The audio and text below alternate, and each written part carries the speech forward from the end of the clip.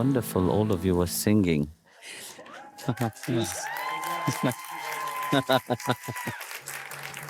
Nice.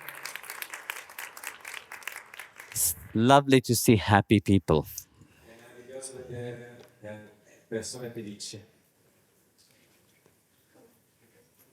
This is one thing which is rare nowadays. Wherever you go, I travel around, very often you see on the road people are miserable. Dovunque si vada, io viaggio molto, si vedono sempre persone infelici. People are always in fear. Le persone hanno sempre paura. And when you ask them why are they scared of, why they fear, they don't know even why. This is the most mysterious thing. When you ask somebody, why do you have fear? Non say. Eh? That much I know. I think non so, something. I try my Italian. I have so many Italian in the ashram, but it didn't work. Most of the fear in people, they don't even know why are they scared. I was talking with somebody was saying, I'm very fearful. I said, okay, you can be fearful of so many things. Tell me. I don't know. This is a very scary thing. I got scared myself when the person told me, but they don't know why they are scared. It's like you're adventuring into the void. The void is a very dangerous place to adventure, no? So when you adventure into the unknown, you don't even know why. Of course you will be depressed. Of course you will have fear, because everybody are scared of the unknown. If I talk about death right now, you will get scared. Yes or no? That's what I said. You are spiritual people. You have transcended. Perché siete persone spirituali, avete trasceso la no. You see, the biggest fear in this world is the fear of being alone. Yes or no? That is very... Actually, alone is not something you have to be fearful of. In realtà essere soli non è un qualcosa di cui dovete aver paura. Aloneness is your nature. Loneliness is a different thing. You see, people think that, yes, I'm alone, I can't do something. You paralyze yourself. Actually, you are alone. Even in the mass of all these people, you are alone. You are unique. There's no a second person like you. Look around. Everybody is unique. Everybody is different. Everybody have their own beauty now. So you are alone. You are born alone. You are alone in this world, and you will die alone. Nobody will do that with you. As much as people love you, they can't. Each one is alone. The moment you realize the beauty of being with yourself, you stop being scared. You live life fully. You become the most joyful person. Because then you're in your uniqueness. You're in your fullness. You want to achieve something great in life. You want to achieve, whether it is in the material life or whether it is on the spiritual life. It is not by running behind what people are doing. It's by truly focusing upon what is your journey in life. When we look at the world itself, whoever have achieved greatness, were they in masses of people or were they alone? Every time you have everyone who have succeed into the world, whether it's spiritual matter or worldly matter, whenever they have started to walk the path, everybody was against them. When you become spiritual, you go on the spiritual path, how many opposition do you have? Hmm? A lot. Your own children, your own family will be against you firstly. No? This is the nature of human mind. Whoever walk the path, they will be opposed. Hmm? So whoever have achieved greatness into life, they were not accepted first. They were opposed. And this is how much would you like to stand upon the strength inside of you? It is a very challenging path, actually. Because very often people go on the spiritual path, you have your family which will dissuade you, who will try to stop you. You have the choice whether to listen or to be strong and tread the path itself. But first, it's always the moment you stand upon that strength upon yourself that you have to do your dharma. Now, when you start to walk the path of dharma itself, you will have opposition. After opposition, they will see, yes, you are growing, you are happy, you are not hurting anybody. There will be acceptance. They will accept you. This is the second step. Nana. From when you have that strength to walk the path alone, you will have challenges. From challenges, there will be acceptance. But after acceptance, they will glorify you. Take anybody, you know. I was talking to one businessman in India, very great steel family.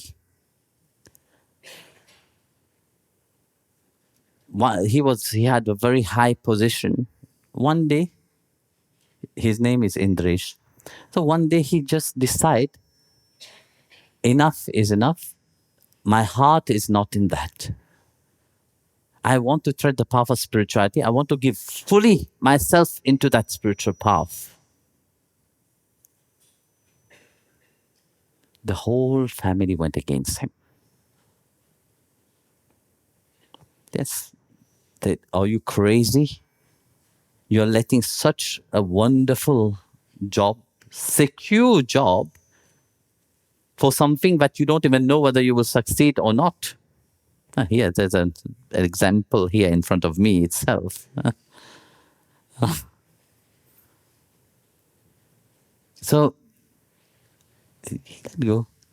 For some years, he was away. He studied under his guru.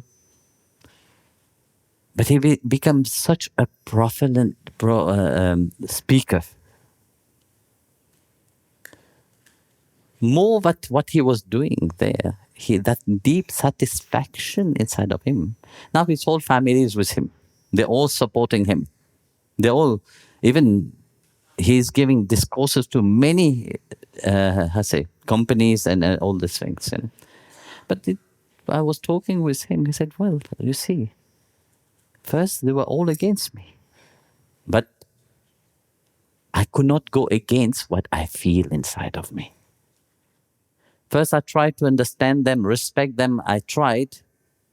But my inner call inside was much more stronger. I had to go against them.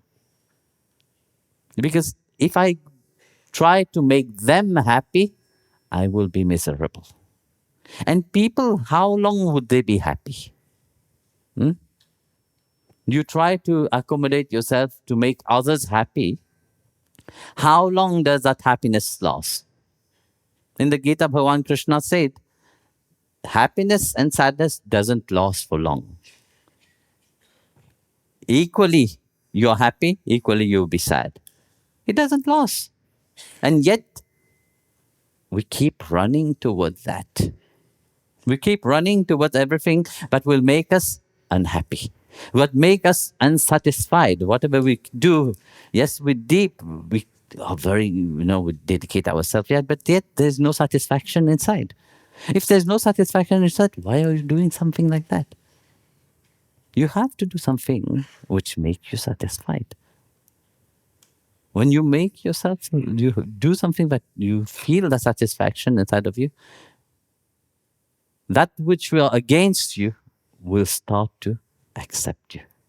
Then more they see, more they get to know your transformation, more you get to know what does that mean to be on your path, different path, different ways, more the respect will be there. Knowing is important. So more they get to know, more they accept you. Later on, they will be the one which will glorify you. It's not about looking for the glory of others, but just to show you that whenever you really want to move into life, it is a state of being alone to do your dharma. Nobody can do your dharma. The same way you have your own stomach, can somebody eat for you? Nobody can eat for you. As much as your mother and father love you, they can't eat for you. When you are sick and they drink their medicine, they can't.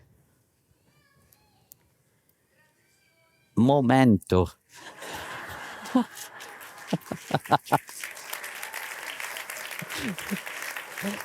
He needs some time.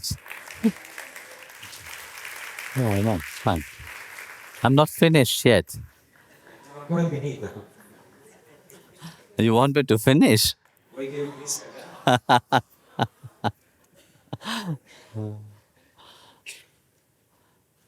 I'll tell you a beautiful story. Vi dirò una bellissima storia. There once a guru. He came down from the mountain. He spent in his ashram in the mountain. So he went there and he entered into deep samadhi.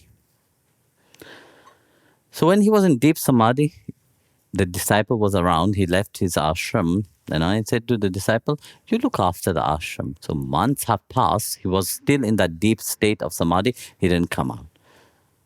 So after months, he came back. He was looking for his disciple. Where are you? Could not find the youngest disciple. So he asked all the others. He said, listen, that disciple have run away from the ashram. He don't want to serve you in the ashram. He went to the forest to cut wood and he stayed there. So the Guru was wondering, how come? Because he was very diligent into his spiritual path. Whatever he was searching, he was very much into that. Why would he run away? So the Guru, with such curiosity, he went and started searching for him. So he walked for a few days. Finally, he arrived. He saw a small hut with a dim light inside. As he entered, he can sense the energy of his disciple have transformed. So to the amazement of the Guru, the disciple looked like a copy of himself, of the Guru. So that is another level of spirituality, when the master and the disciple reflect, the disciple reflect the master. So the Guru touched the disciple. The moment he touched the disciple came back. He also was in deep samadhi. And as the Guru was in deep samadhi, he was also in that same state. He have reached the same state of the Guru that he started to resemble. Because his concentration, his focus was on his Guru Maharaj. So he started to reflect the quality of his Guru Maharaj. So when he came back, he saw his Guru Maharaj in front of him, he touched his feet. The Guru Maharaj asked him, my dear disciple, you are in the ashram. I give you a responsibility in the ashram. Why have you run away? So then he said, I ran away because I didn't want to be with the people. Because everybody want to serve you. They all want to be in front. They all want to be prominent. They all fight to serve in the ashram just for the name and glory only. They want to be in front. But I could not see them fighting like that. I run away because I want to serve you. I want to serve you inside of me. I want to serve you with my heart. That's why I choose to come to the forest. So I came to the forest. They were all against me. They were all sending messages that how bad I am to run away from the duty of what the Guru Maharaj have given. But I have to follow my heart feeling. I have to follow what is, because I don't want to be with all of them, which is constantly fighting. The ego has a beyond any measures, try to control everything. Now this is the so he ran away from that, and when he ran away from that, he went into his sadhana, his spiritual practice. He started diving into his spiritual practices with sincereness. So he connect inwardly with his Guru Maharaj. So the Guru bless him, then take him to the ashram again. When he entered the ashram, the people didn't recognize who is the Guru, who is the disciple. Only when the Guru started talking, they could recognize that he is the Guru. So the elevation of such state of mind happened only when he took the decision to walk the path which he feel inside of him strongly. If he would have stayed in the ashram, he would never grow. But when he chose to be with himself, with his Guru inside of him, he achieved a very high state. The same thing in life also. When you go into life, whether it is material life or spiritual life, with such clarity and determination, don't let yourself be weakened. You will achieve everything. You will achieve greatness in all paths when you have that clarity inside of you. When you live your life how God have made you, in the fullness, not to please somebody else, but please God inside of you firstly. So, Jai Gurudev.